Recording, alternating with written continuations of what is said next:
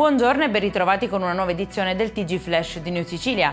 In apertura posti i sigilli a due immobili di Calogero Giarratana per un valore di 350.000 euro. L'uomo dipendente dell'ASP di Caltanissetta è ritenuto vicino ad ambienti di Cosa Nostra con diversi precedenti di polizia e giudiziari.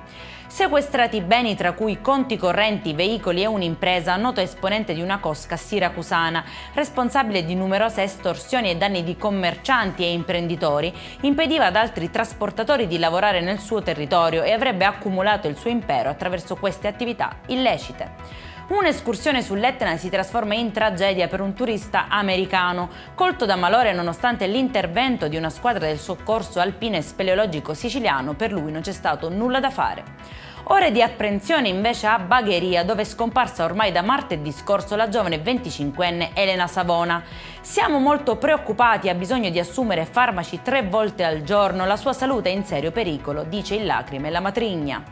E in chiusura sequestrati e portati in salvo dalle guardie zoofile dell'OIPA a Lingua Glossa nel Catanese 15 Rottweiler, 7 adulti e 8 cuccioli, costretti a vivere in condizioni terribili. Sfruttati per la riproduzione e la vendita, i cani sono stati trovati in un garage chiusi dentro box, casse di legno e trasportini di plastica che ne impedivano qualsiasi movimento.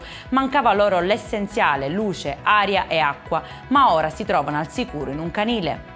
Per questa edizione è tutto, prossimo appuntamento alle 19:30. Buona giornata!